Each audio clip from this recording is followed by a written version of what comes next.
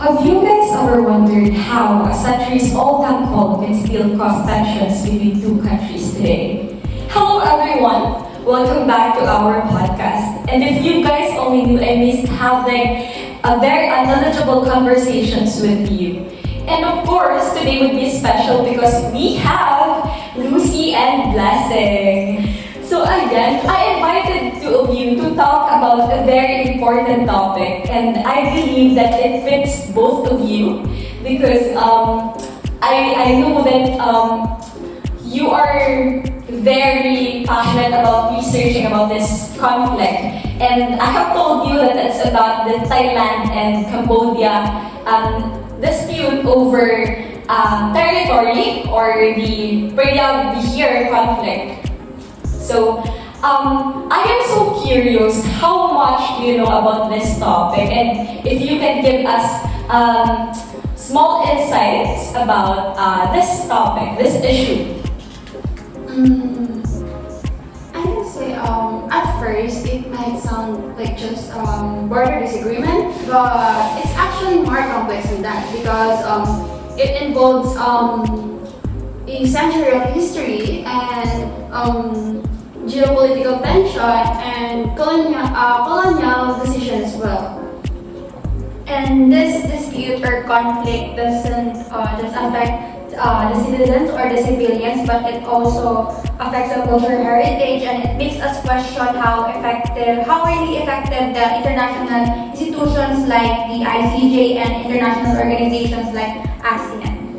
Wow, that's very knowledgeable for an introduction, and I'm never wrong for choosing this to talk about this topic. But I am so curious, how did this issue started, or why did it arise? And I want to know about its historical background. So I want to start with you, Lucy.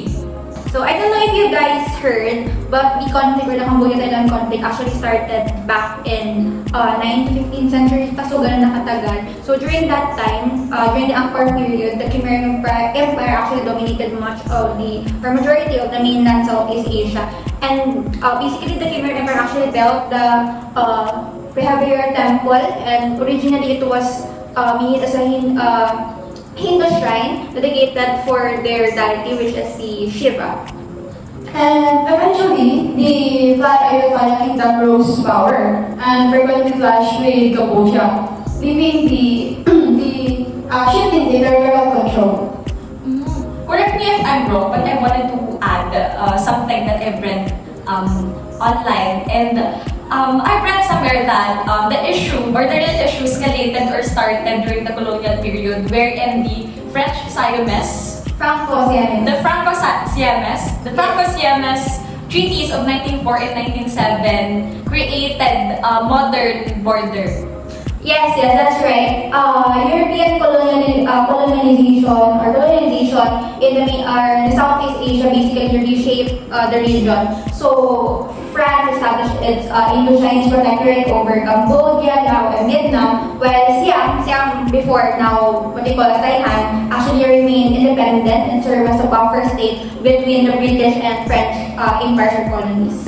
Oh, and if I may confirm also that the French surveyors drew the Dangrek map, if I remember it correctly, and placing the temple rather in Cambodia, even though the watershed rule in favor of Thailand. Tama ba? Yes, that's right. So Thailand actually did not protest that map that time. So this is a very important detail that you must know. Thailand did not protest that map at that time. So, and then when the Cambodia gained independence in 1953, Thailand took control over the temple and argued that the temple is located west of the watershed, placing it under the territory of Thailand. And as a response, of course, nagalit yung Cambodia. They filed a case in the International Court of Justice in 1959. You know what, guys? Yung scenario na yun, familiar siya. Bakit? Kasi parang nag-interest ka lang sa isang bagay or sa isang tao, or nag-interest ka lang kasi may iba na nagkagusto. Pero yung wala pa yung nagkakagusto na yung naman, That's so deep.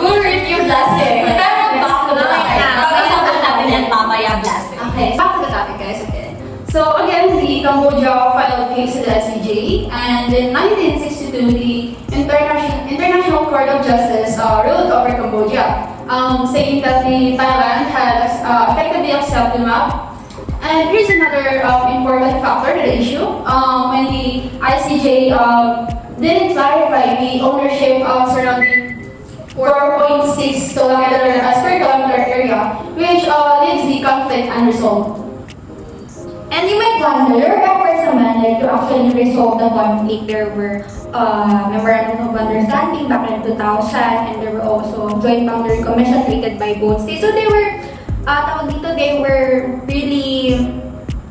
there were efforts naman to actually solve the issue. But however, unfortunately, these efforts were not successful in the long run.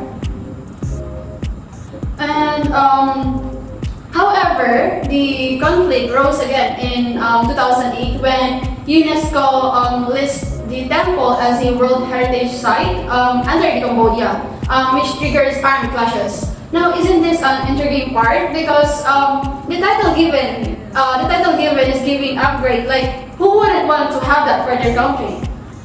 Yes, I actually agree with you. And I wanted to add also, since I'm gaining confidence now that my source is a reliable source, because you mostly agree with my statement earlier. According to my research, of course I did my research because I'm so intimidated with the two of you.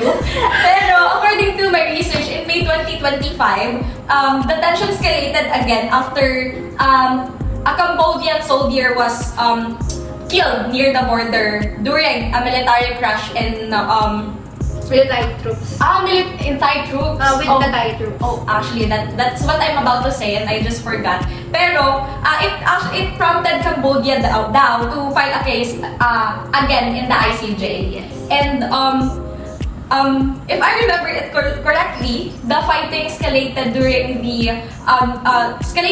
in July 2025, which resulted in over 30 deaths, 200,000 what do you call that? Displaced civilians, and the closure of around 1,200 schools. And kagaya din ng sinabi ni Lucy kanina, it also impacted the economy in a way that $5 billion $5 million. $5 billion trade suspension over the two countries, which are the Cambodia and Thailand, because we're talking about that two countries, right? Right. Yes, exactly. Now, the real issue is understanding how the conflict continues to escalate and what factors are actually driving it. Lucy and Blessing, I wanted to, of course, ask about your Oh my god. Okay, guys. I ran out. Okay. A few moments later. So guys, apologies for the quality of the camera because nagkaroon ng issue regarding power interruption. Pero, yeah, the show must go on. Paleko. Paleko, baka naman. Okay. So first, what is basically the main driver? It's because the Prehavier Temple is in a very strategic location. So it sits on a high cliff along the border between the two countries. So that makes it a very strategic location, like militarily.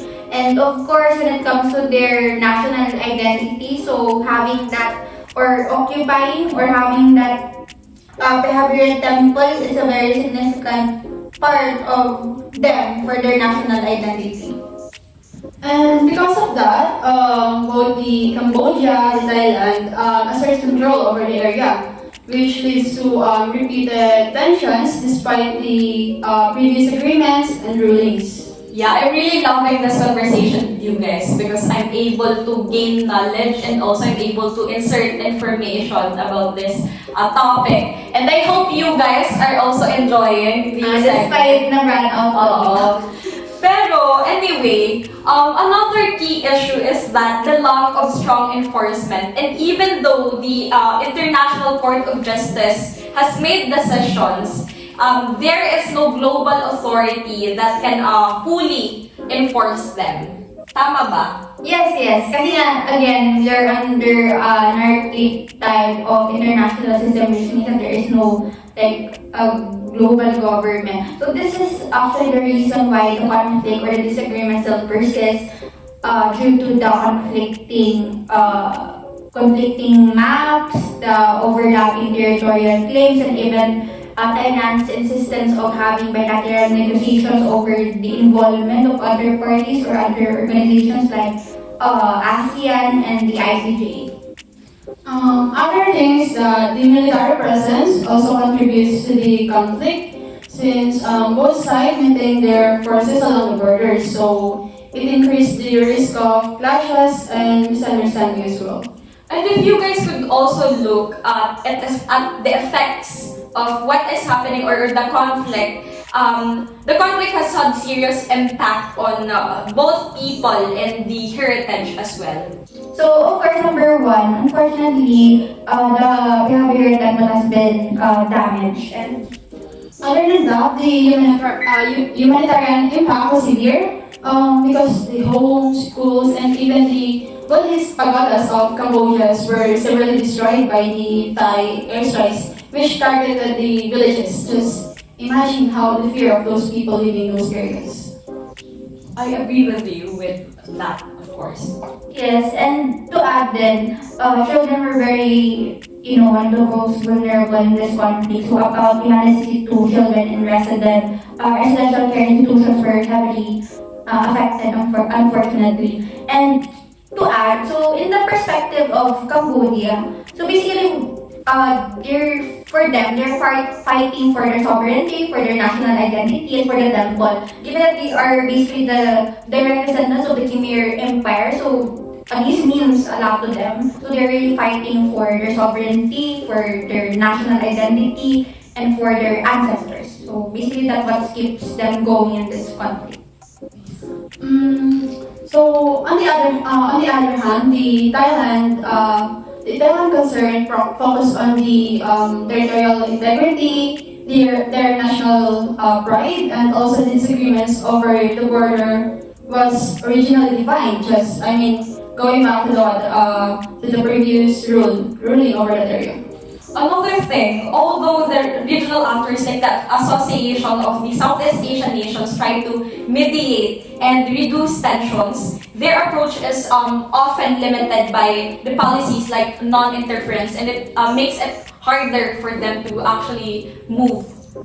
Well, meanwhile, larger powers like the United States, China, also performs their roles like helping to ease the tension and to have a ceasefire, while also pursuing their strategic interests. And even with even though ito na naman. And even with the reduced fighting, the situation actually remains fragile, and it shows that the conflict is not just about territory, but it's about politics, power, national identity, and influence. But I think at this point, the audience are already wondering what is happening right now, or they are very curious about the current situation. So, tell me about what you know. Tell them about what you know. Sorry. Okay, so as of 2026, the Cambodia-Thailand conflict or border dispute remains unresolved, with tensions still fragile, despite a ceasefire. And unfortunately, the behavior temple sustained significant structural damages due to the conflict or the clashes, leaving parts of the temple still at risk of collapse. Also, the area remains closed due to the landmines and ongoing safety threats, and many displaced civilians are still unable to return to their homes or their places because of what happened.